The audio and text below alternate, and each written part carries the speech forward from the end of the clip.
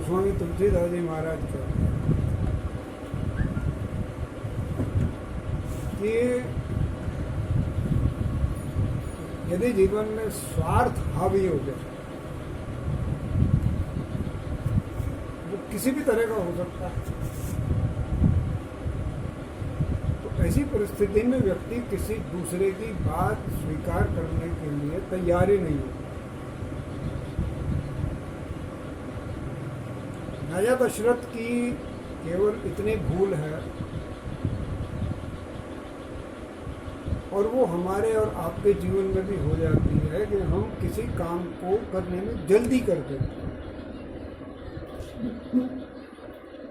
बिना परिवार में बात किए हुए परिवार के बारे में फैसला ले लेना, और फैसला ले लिया तो ले लिया, उस फैसले के अनुसार बिना किसी का परामर्श किए, बिना किसी की सलाह किए उस काम को पूरा करने के लिए तैयार हो जाना और उसकी तैयारी कर लेना। इससे काम अच्छा होने के बजाय कई बार काम खराब हो जाता है। राजा दशरथ ने तैयारी कर ली, और तैयारी करने के बाद उसको एग्जीक्यूट करने की कोशिश कर ली। तो उस एग्जीक्यूट करने की कोशिश में बजाय काम संवरने के काम खराब होना शुरू हो। हमारे यहाँ एक बात और कही गई, संग का बहुत जीवन में असर पड़ता है। संग का हमेशा ध्यान रखना चाहिए।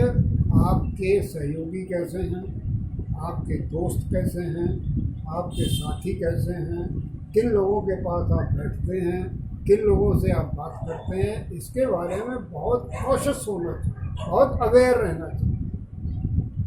कैकई महारानी है लेकिन नौकरानी की बात मान ली।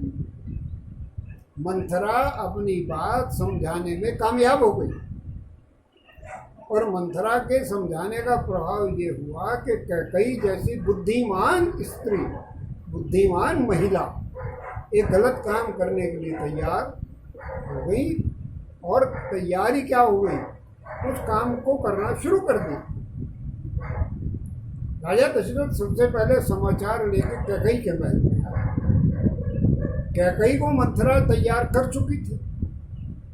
पूरे परिवार के विरुद्ध मंथरा ने कैकई को भड़का दिया था, और कैकई भड़काने में आ गई।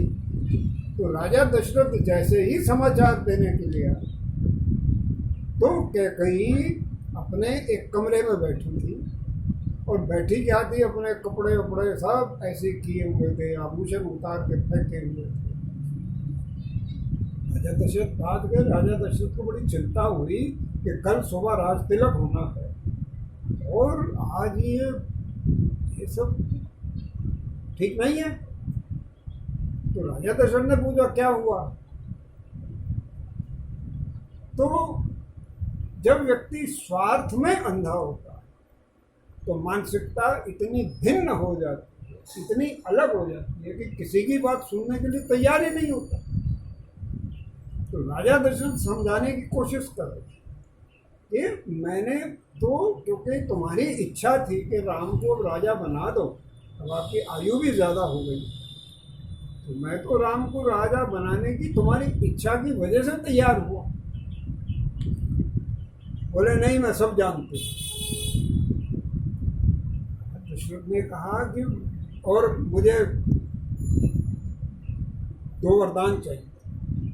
दशरथ ने कहा मांग लो। तो कहने लगी कि एक वरदान में राम को 14 साल का वनवास, और एक में मेरे बेटे को रास्ते। दशरथ ने कहा कि भरत भी मेरे पुत्र हैं, तो राज तिलक की तो कोई बात नहीं, राम को नहीं देंगे तो भरत को दे देंगे। परिवार का आज भी जब पगड़ी की रस्म होती है तो सबसे बड़ा बेटा भले ही चाहे बाप से अलग रहता, लेकिन पगड़ी देते उसे ही हैं। वो पगड़ी इसलिए देते हैं कि ताकि समाज के लोग एक व्यक्ति की जिम्मेदारी समझ लें, भाई जो हमारे सामने है वो अब पूरे परिवार की जिम्मेदारी को उठाएगा। इस नाते बड़े के सिर पर जिम्मेदारी दी जाती है। तो मैं तो कुल की परंपरा थी कि बड़े पुत्र को राजगद्दी दी जानी चाहिए, तो मैं तो इसलिए तैयार हुआ था। अगर तुम्हारी इच्छा ये है कि राम को राजतिलक ना हो, ठीक है, लेकिन जो दूसरी बात तुमने राम को वनवास की बात की, ये बात मेरी समझ में नहीं। अब स्वार्थ में अंधे हुए व्यक्ति को कितना ही समझाया जाए उसकी समझ में नहीं आता। राजा दशरथ ने बहुत ही दलीलें दी, बहुत समझाया, और अंत में यहाँ तक कहा कि कैकेयी मेरा जीवन राम के दर्शनों के आदि। राम यदि घर से चले गए तो मेरे प्राण भी चले जाए, मैं जीवित नहीं रह सकता। कैकेयी ने कहा आप जिंदा रहें या ना रहें, मुझे इस बात की कोई चिंता नहीं, मेरी बात पूरी होनी चाहिए। ये होती है स्वार्थ की अल्टीमेट कंडीशन। मेरा स्वार्थ पूरा हो, कोई मरे कोई जिए, किसी का काम हो किसी का काम ना हो, किसी का नफा हो किसी का नुकसान हो, हमें कोई लेना देना। ये सेल्फिशनेस की कल्मिनेशन है। This is the culmination of selfishness, that you are not trying to understand the reality and you are biased। तो उस बाइस्ड होने में जब कैकेयी बाइस्ड हो गई, तुम्हारा दशरथ ने कहा कि मम जीवन, मेरा जीवन राम के दर्शनों के आदि। कैकेयी ने कहा कुछ ही होत प्रात मुनि वेश कर, अगर कल सुबह का सूरज निकलने के साथ ही राम वन को न गए तो मोर मरण, मैं प्राण देता। महाराज दशरथ ने फिर कहा कि कैकेयी तुम महारानी हो, तुम माँ हो। राम इतने सच्चे हैं, राम इतने अच्छे हैं कि शत्रु भी कभी उनकी बुराई नहीं करते। जब दुश्मन भी बुराई नहीं करते तो उन्होंने तुम्हारा बुरा कैसे सोच लिया होगा, कैसे कर दिया होगा, मेरी समझ में नहीं आई ये बात। आप ऐसा क्यों सोच रहे? तो स्वार्थी व्यक्ति किसी की अच्छी बात सुनता ही नहीं। बोले राम साधु तुम साधु सयाने। कैकेयी ने कहा राम भी अच्छे हैं, तुम भी अच्छे हो। तो राम की माँ तो बहुत ही अच्छी है, लेकिन राम की माँ ने जो मेरे लिए सोचा है, मैं उन्हें बताऊंगी कि ऐसा सोचने का परिणाम क्या निकला। दशरथ ने कहा कैकेयी महारानी कौशल्या ने तो मुझे कुछ कहा ही नहीं, मैं तो अब तक उनके पास गया ही नहीं, मैं तो उनसे बातें नहीं की, और नहीं मुझे सब जानकारी। कोई व्यक्ति जब आंख बंद करके किसी वास्तविकता को स्वीकार करने के लिए तैयार नहीं होता, और परिस्थिति को संभालना बहुत भारी काम है। महाराज दशरथ ने बहुत समझाने की कोशिश की, कैकेयी नहीं मानी। अंत में राजा दशरथ ने कहा कैकेयी तुम इस वंश के लिए, क्योंकि किसी पेड़ को काटने के लिए जैसे कुल्हाड़ी हो, कुल्हाड़ी पेड़ को काट देती है, आप इस वंश का सत्यानाश करने के लिए कुल्हाड़ी ना बनो। लेकिन किसी के समझाने का, किसी की अच्छी राय का किसी व्यक्ति पर प्रभाव तब होता है जब उसकी मानसिकता ठीक हो। अगर मानसिकता में किसी गलत आदमी का प्रभाव आ गया तो वो मानसिकता समझने के लिए तैयार नहीं होती।